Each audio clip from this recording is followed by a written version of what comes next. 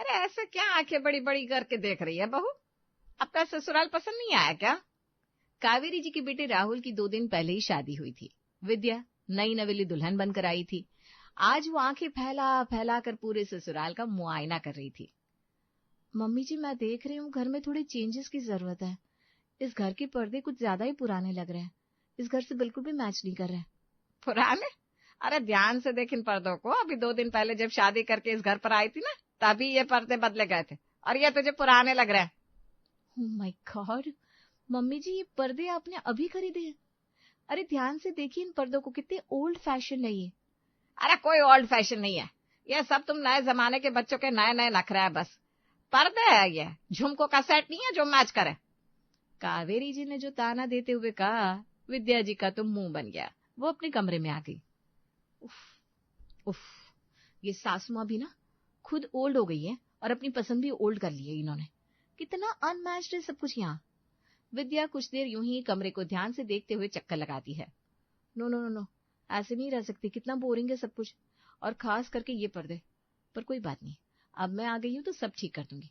मैं अभी नए पर्दे ऑर्डर कर देती हूँ। 2 दिन बाद सुबह कावेरी जी अपने कमरे से बाहर आती है तो घर के बदले हुए पर्दों को देखकर हैरान होती है। कल इसने अपनी मनमानी, मना किया था इससे कि अभी पर्दे नहीं खरीदने हैं, लेकिन क्यों सुनेगी मेरी बात। नए जमाने की बहू है, सास की बातों का मोल कहाँ होता है आजकल की बहुओं को।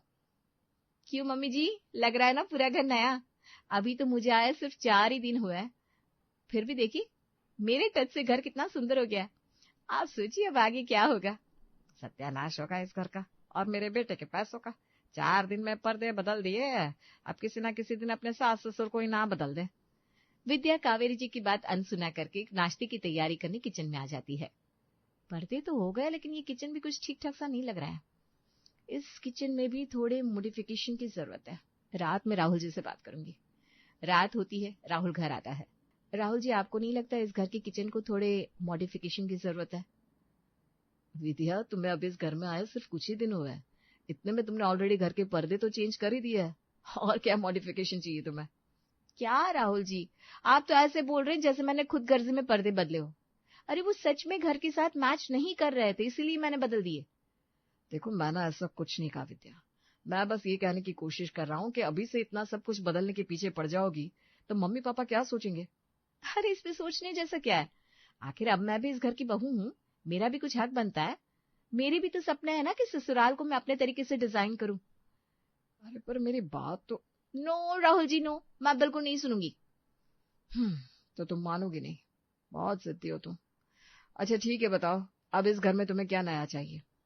किचन के लिए नया मॉडल का इंडक्शन और अवन। क्या?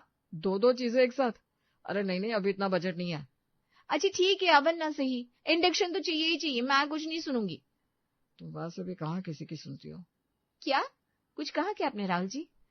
अरे नहीं भाई, मैंने तो बस इतना कहा कि इंडक्शन मिल जाएगा मैडम।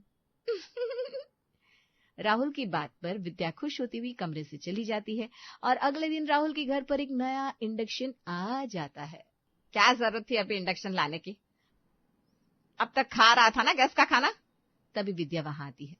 अरे वाह, अब नया इंडक्शन लिया है, बहुत अच्छा किया। मैं सुबह से इंतजार कर रही थी कि कब इंडक्शन आएगा। अच्छा, तो ये इंडक्शन तूने मंगवाया है?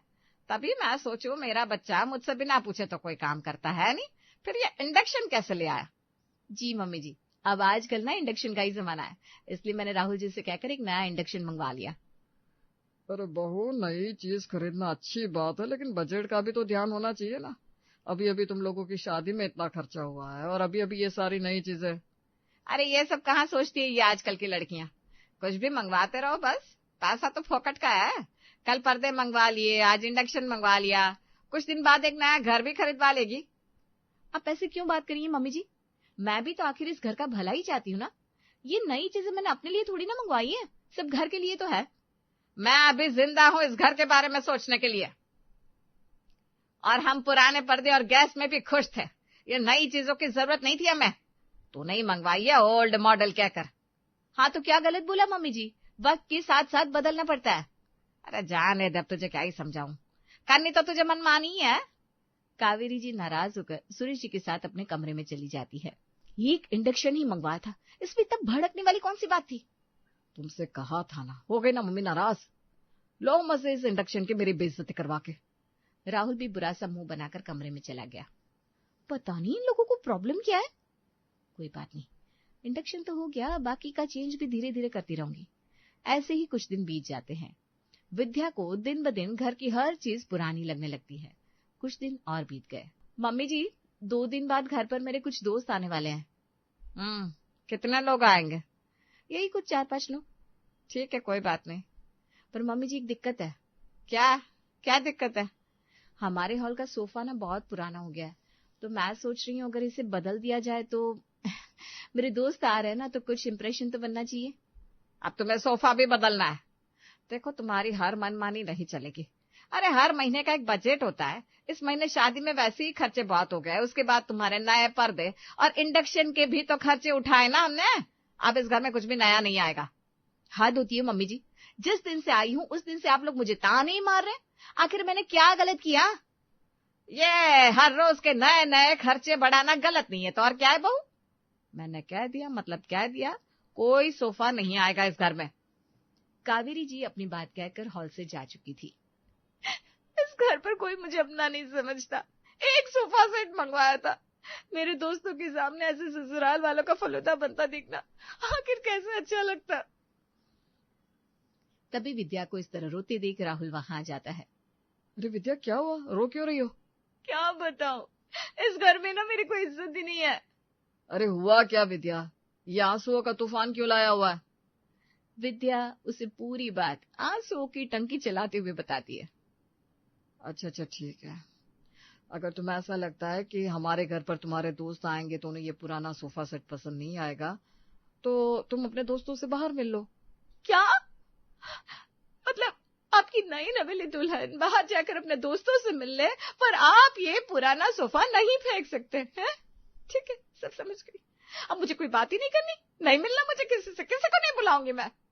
विद्या गुस्से से अपने पैर पटकते हुए वहां से अपने कमरे में आ गई। किसी को फिक्र ही नहीं, मेरी इज्जत ही नहीं है मेरी इस घर पर। मम्मी जी तो है ही पुराने ख्यालातों वाली, राहुल जी भी उनका साथ देते हैं। रात को राहुल विद्या को डिनर करने के लिए मनाने आता है। अरे अब ये गुस्सा छोड़ भी दो विद्या, चलो नीचे चलकर डिनर कर लो। नहीं आऊंगी मैं, वैसे भी आप लोगों को क्या ही फर्क पड़ता है। अच्छा ठीक है, तुम्हें अपने दोस्तों से मिलना है ना, तो तुम लोगों की पार्टी मैं ऑर्गेनाइज करवाऊंगा बस, और वो भी 5 स्टार होटल में। सच कह रहे हैं? अरे हाँ बाबा, बिल्कुल सच। अब तो चलो। राहुल विद्या को नीचे ले आता है और सभी एक साथ डिनर करने बैठते हैं। 2 दिन बाद राहुल की बुआ गोमती दीदी इस घर में आ रही है। पहले से बता रही हूँ, मुझे कोई नखरे नहीं चाहिए। 2 दिन बाद मैं भी अपने दोस्तों से मिलने बाहर जा रही हूँ, तो मैं भी घर पर नहीं रह पाऊंगी मम्मी जी। जिसको जहां जाना है जा सकता है, मुझे बस घर पर कोई नया नाटक नहीं चाहिए। राहुल जी, मैं आज का डिनर अपने कमरे में ही कर लूंगी। मेरा यहाँ रहना शायद किसी को पसंद नहीं है। बहू की घर बदलने की जिद से सास बहू के रिश्ते में जैसे दूरियां आने लगी थी। 2 दिन बाद विद्या अपने दोस्तों से मिलने निकल जाती है। देखे इस लड़की के संस्कार।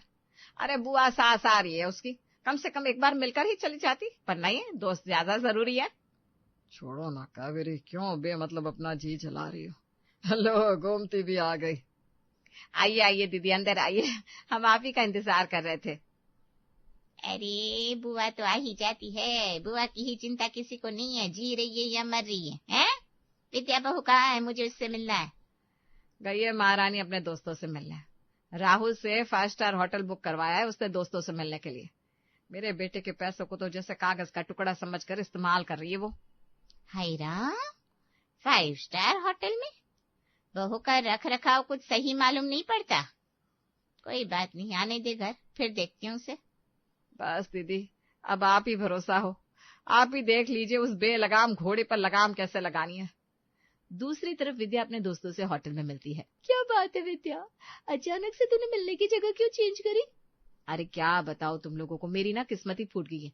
मेरी सास बहुत ही खड़ूस है। हाँ यार, आजकल तो ये घर घर की प्रॉब्लम है, सबकी सास खड़ूस ही होती है। मैं तेरा दुख समझ सकती हूँ। और नहीं तो क्या, जब से उस घर में गई हूँ तब से बस ताने ही सुने मैंने। तुम ही बताओ, अगर मैंने इस घर को थोड़ा सा बदलने की कोशिश करी तो क्या कुछ गलत किया? अरे कोई गलती नहीं इसमें, ये सास लोग होते ही है थोड़ी खुसट टाइप की। मैं भी अपने घर पर सास की बात बिल्कुल नहीं मानती। मैंने तो कल ही राजेश से कहा है कि मुझे बहुत जल्दी नई गाड़ी चाहिए। हाँ, मैंने भी मोहित से बात करी एक नए फ्लैट के लिए। अब हमें भी थोड़ी सी प्राइवेसी चाहिए भाई, सबको अपने हिसाब से अपना घर चाहिए होता है। विद्या के दोस्त उसे समझाने की जगह उसके ससुराल वालों के खिलाफ और भड़का देते हैं। अपने दोस्तों से मिलकर विद्या घर वापस आती है। आओ आओ बहू, आओ मिल लिए अपने दोस्तों से। तुमसे इतना भी नहीं हुआ कि मेरे आने के बाद मेरे पैर छूकर निकलो। अरे बुआ जी नमस्ते नमस्ते। वो मुझे पता नहीं था ना आप कब आएंगी, और मुझे देर भी हो रही थी इसलिए मैं चली गई। हाँ, अब देने को तो 1000 बहाने मिल जाएंगे। वैसे मैंने सुना है तू ससुराल आते ही खर्चे बहुत करवा रही है। ओ प्लीज बुआ जी, अब आप शुरू मत हो जाइएगा। अभी अभी मैं अपने दोस्तों से मिलकर आई हूँ, उन्होंने तो और भी बहुत बदलाव किए हैं। एक नई गाड़ी लेने वाली है, दूसरी ने अपने हस्बैंड को बोलकर नया फ्लैट खरीदने का प्लान किया है।